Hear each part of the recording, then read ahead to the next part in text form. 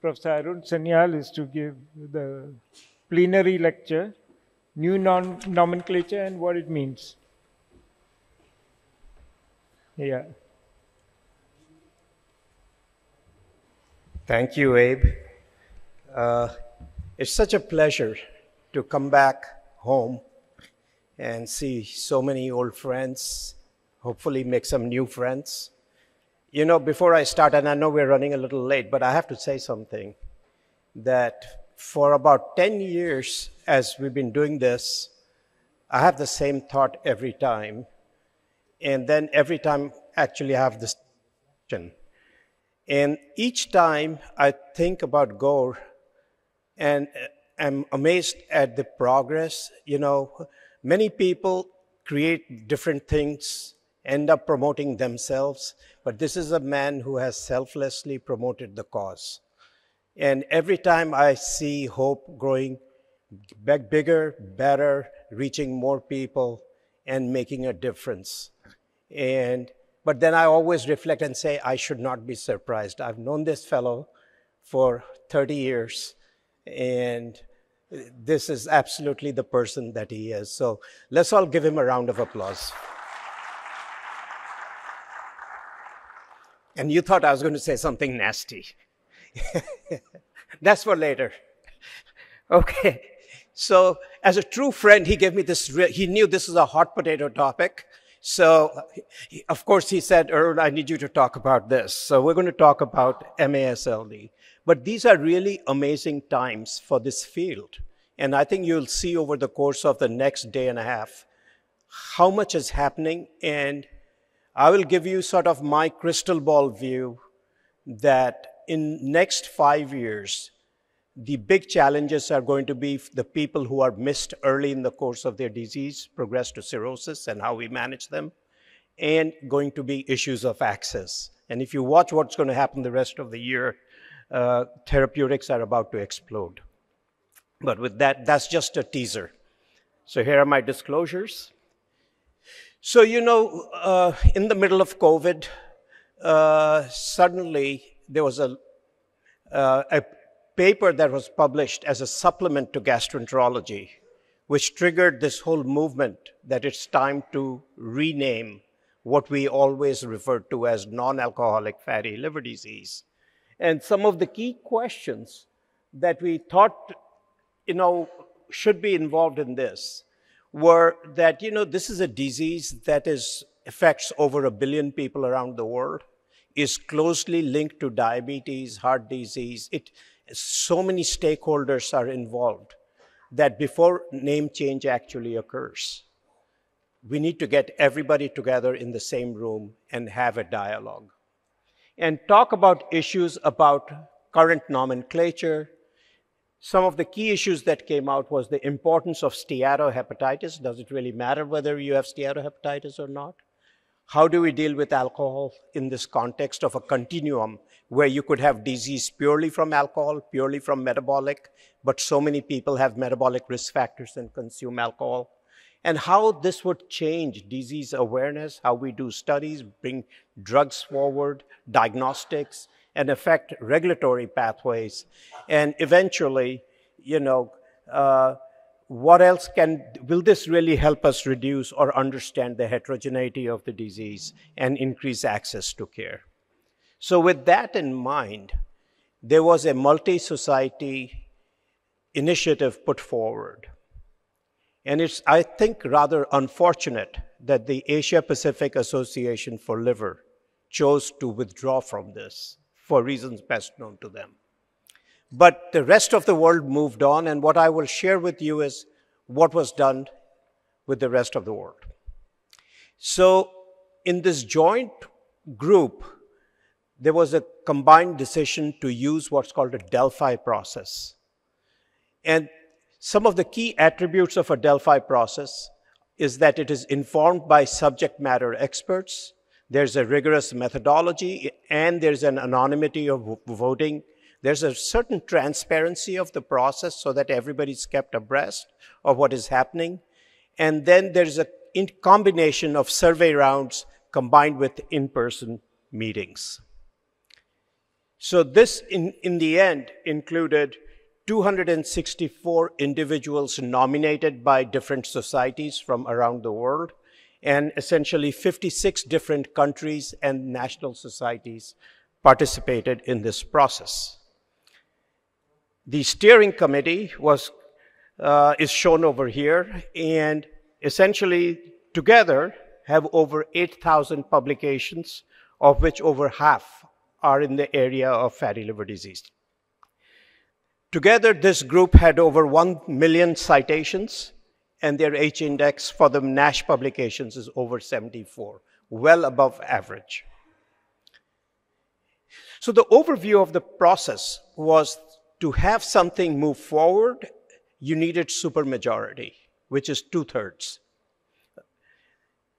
Went through 4 rounds with a mix of questions, comments, which then led to subsequent rounds, and eventually narrowing it down to a few things. So in between, things were presented at national meetings, dedicated conferences that brought all the people together, so everybody had an opinion and had an opportunity to express their opinion. So as we went through all these rounds, we went through 2 parallel processes.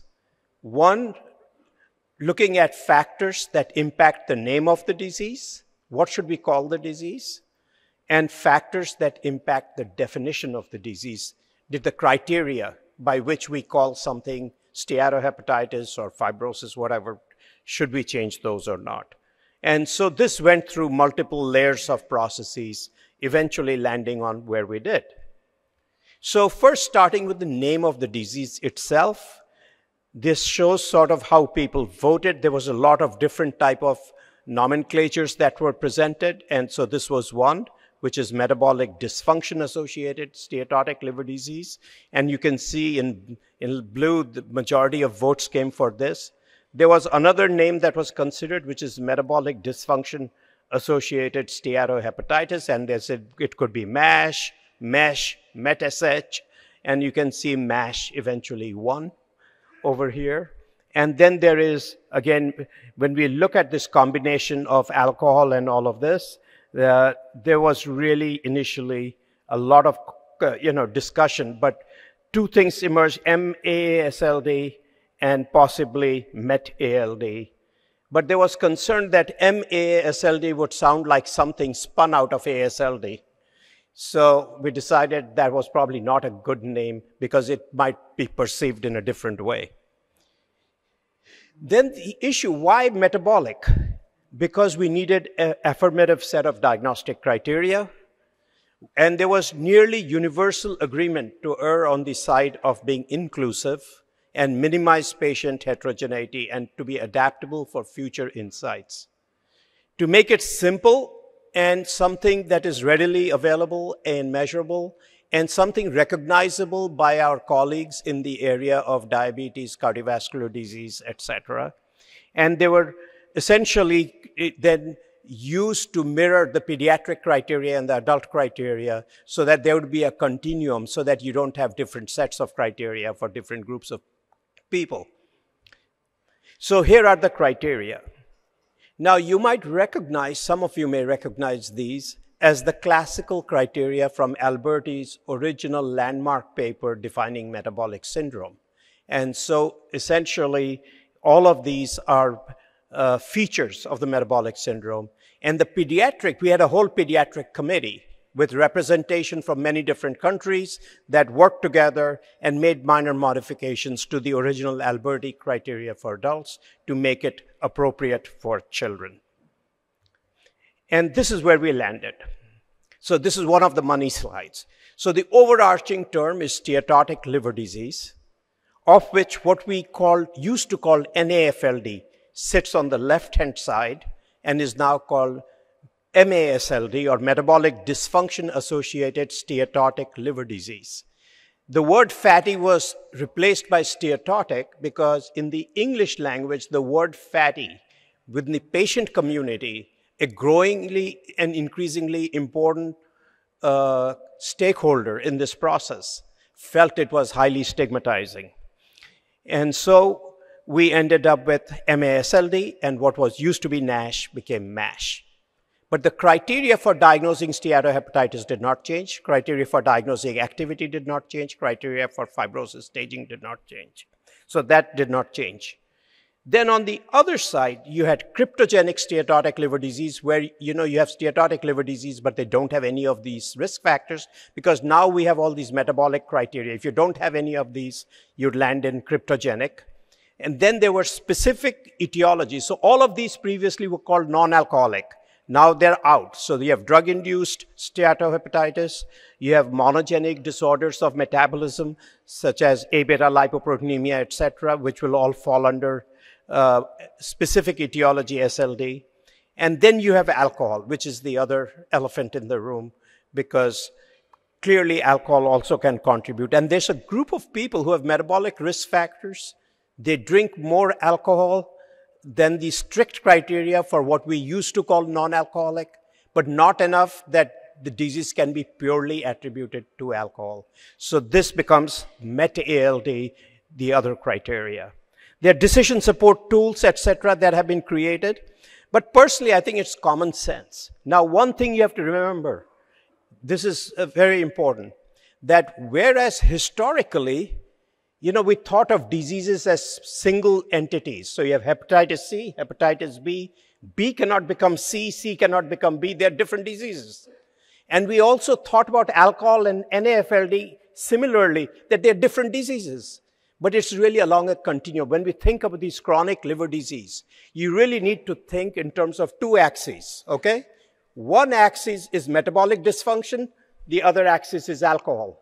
And any individual person can not only fall at any one part of this graph based on how much metabolic dysfunction and how much alcohol they're consuming, but the same person can change over time. So you could be at one point, at one place, but over time, say you lose a spouse, you get depressed, you lose a child, something terrible happens in your life, you change your lifestyle, you start drinking more alcohol. Then you go through this period where you could be in a different part in that graph. And then you get your life back together, you meet someone, and now life is good again. You found love again.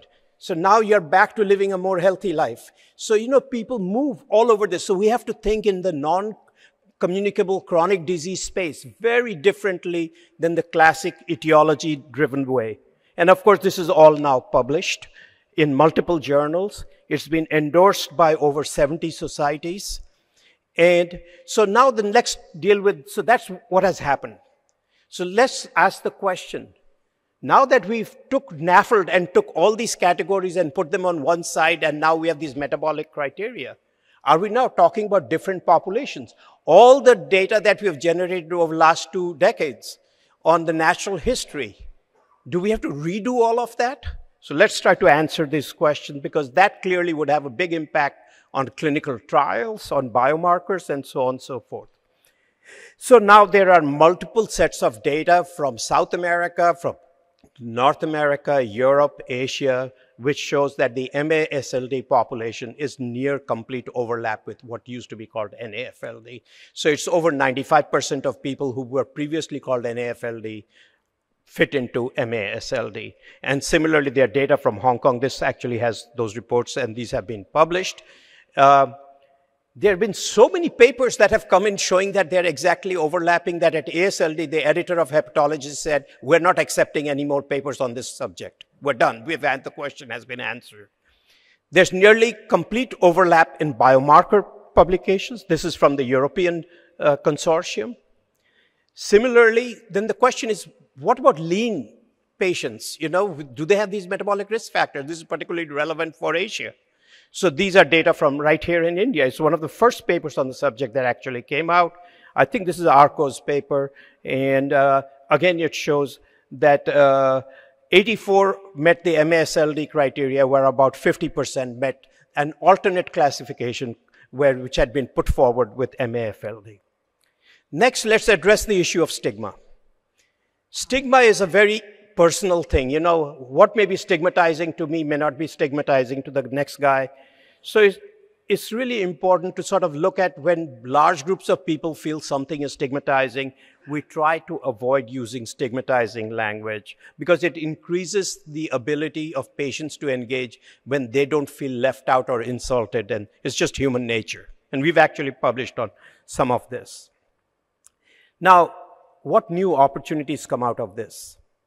One, of course, has to do with this population that is mixed, which has alcohol and metabolic risk factors, and you're going to hear a talk about this momentarily. We also understand, like we were talking about, this dynamic spectrum, that you have looking at things at two axes and how things move and how the risks change over time. And there will be new opportunities to develop models of the disease going forward that take into account the dynamic nature of alcohol consumption and the metabolic risk factor control. Now, of course, in the end, we have to bring care to the patients. So these are all of the different stakeholders that were involved: providers, patients, pharma, regulators, government, all kinds of people, which by familiarizing everybody with metabolic criteria that the diabetologists, cardiometabolic people, family practitioners, internists have recognized for many years now, it makes it easier to get more people thinking about this disease and thinking about which risk factors. Because previously, one feedback from many of those communities was, what's a non-alcoholic? This is some weird disease that these patients have. Who would have it? Why should I look? Now with these metabolic risk factors, they know, oh, if you have this and this is also part of the spectrum of end organ diseases. We're increasing awareness and implementation through national meetings, publications, and active engagement, public and government, across many, many countries, and the WHO, and so on and so forth. And of course, we're disseminating, like this is what I'm doing right now. So I'm actually meeting AASLD's mandate to disseminate. So next steps. You know, the world is dynamic. The definitions may also be dynamic, because we told you that we are learning, things are changing. So we're going to make this a living document and we'll reassess the impact of this. So there's a whole process put in place to look at the impact of this on access to care, awareness, and implementation of public health policy. And so there is a need for continued reassessment, and there is a very recent manuscript that's going to come out soon looking at how to develop drugs for people who have both metabolic as well as alcohol use disorder from the National Institute of Alcohol that is coming out. This is also setting us up for looking at molecular subclassifications, genomic integration, and precision medicine for the future.